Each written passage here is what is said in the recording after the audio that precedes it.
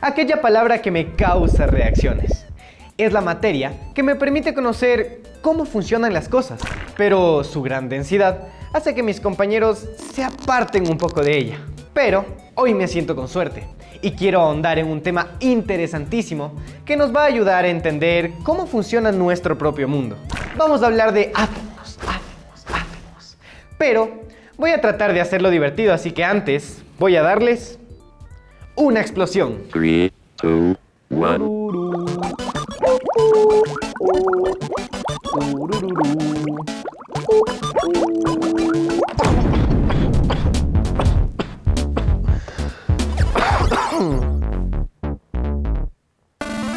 Los átomos. Seguramente han escuchado hablar de ellos. Yo lo pondría así: el mundo es atómico.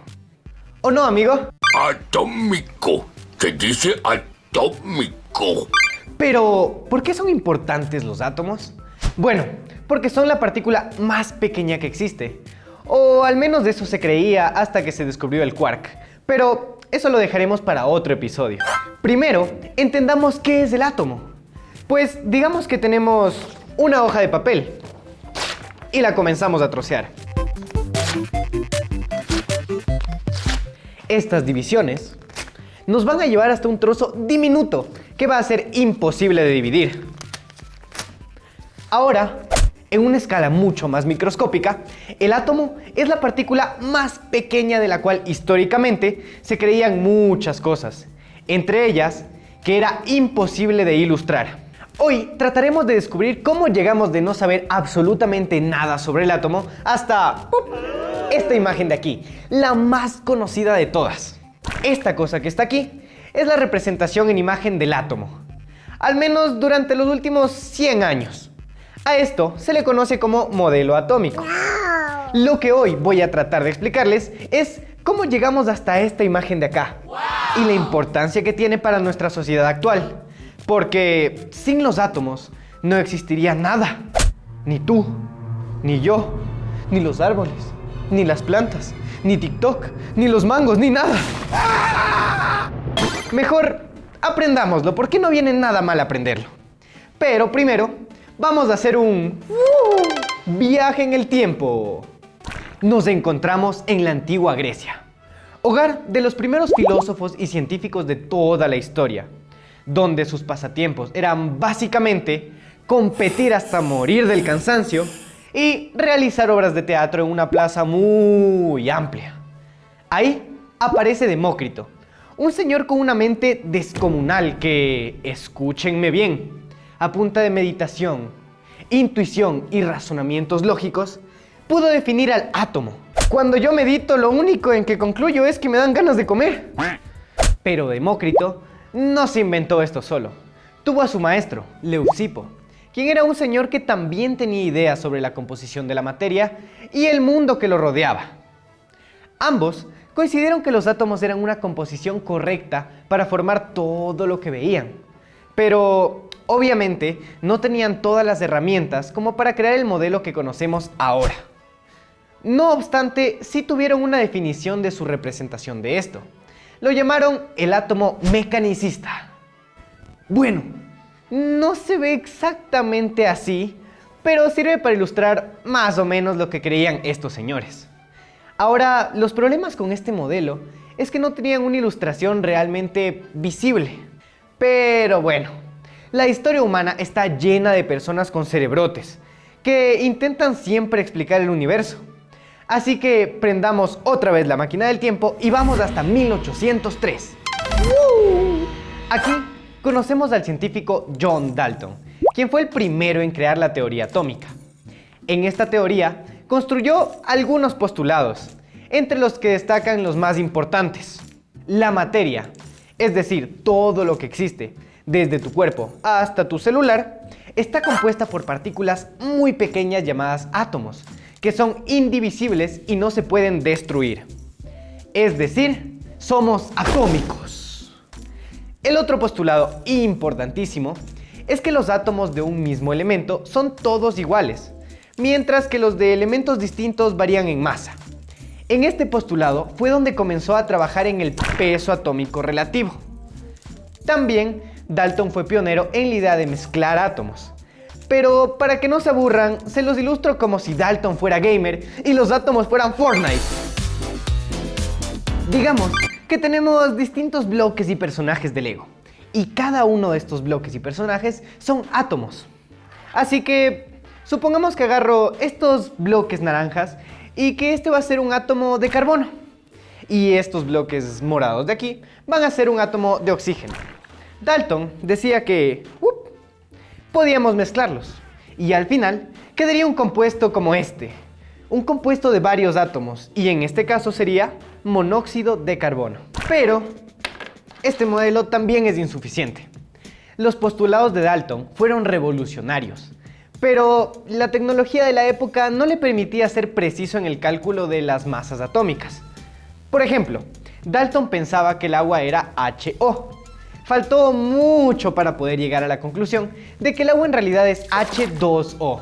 Después existió otro modelo de un señor muy didáctico llamado Joseph Thomson, quien quiso explicar el átomo como un pudín.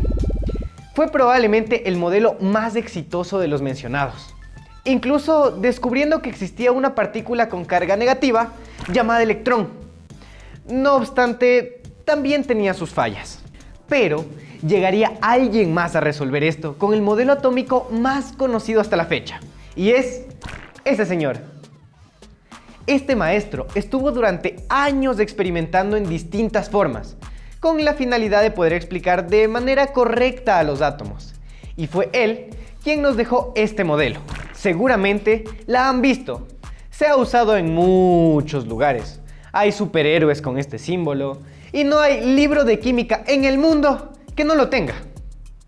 Lo importante de este modelo es que propone por primera vez la existencia de un núcleo central dentro del átomo. También que la carga positiva de los protones es compensada con la carga negativa de los electrones que están fuera del núcleo. Ya sé.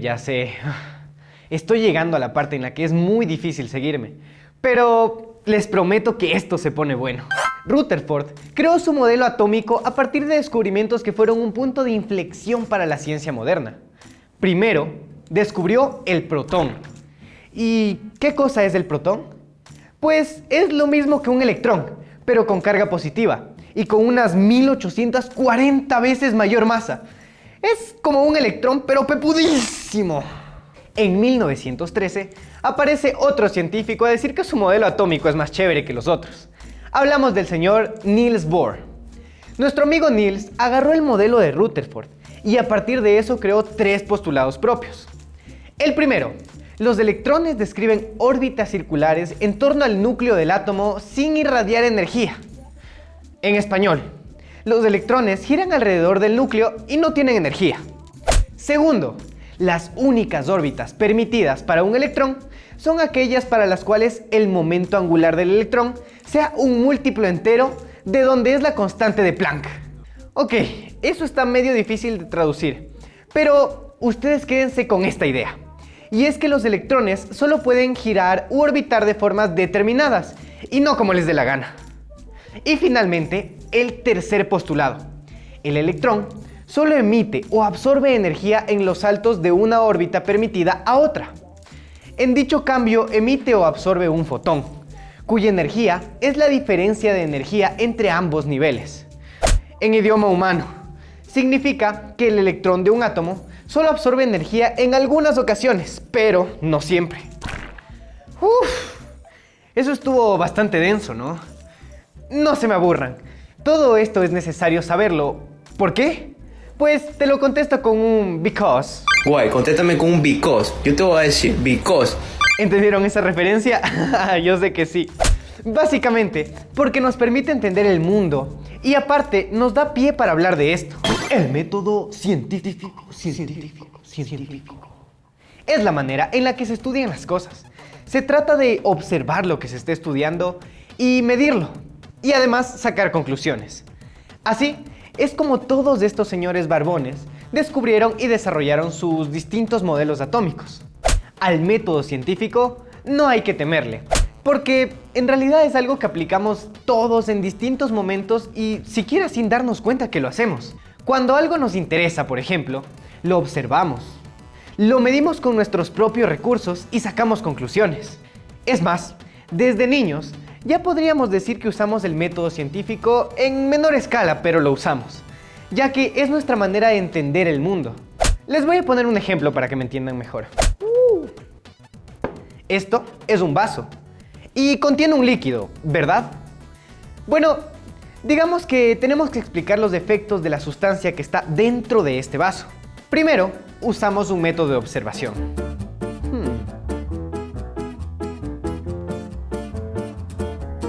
Con la observación, intuyo que el vaso contiene una sustancia líquida. Mi siguiente paso va a ser ver los efectos de esa sustancia. Bueno, pues esta sustancia moja. Por lo tanto, confirmo que efectivamente es líquida. Ahora ya sé que todos ustedes me están diciendo que es agua. Hasta acá los escucho. Pero calma, calma, síganme el ejemplo. Porque llegó la hora de la parte clave. Es momento de experimentar. Si quiero demostrar que es agua, debo al menos hacer un experimento que sea universalmente replicable. En este caso, voy a beber de este líquido. Y si sabe a lo que yo conozco que es agua, pues no me queda opción que confirmarlo. ¡Ojo! Nunca experimenten consigo mismo. Esto es solo para científicos experimentados, así como yo.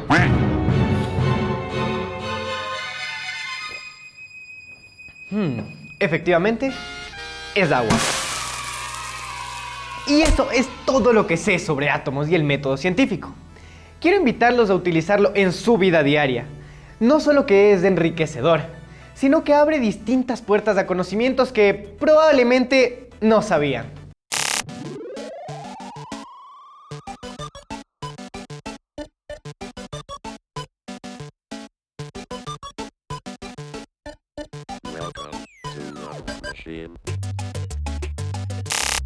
Así que todos los nombres que aprendimos hoy son importantísimos para la historia. Y eso que no hablamos de tipos como Einstein o científicas tan importantes como Marie Curie. Personas que revolucionaron el mundo científico y probablemente formaron el mundo que conocemos ahora. Pero bueno, es hora de dejar la ciencia a un lado e irme a usar mis átomos en una buena partidita. Los quiero, bye bye.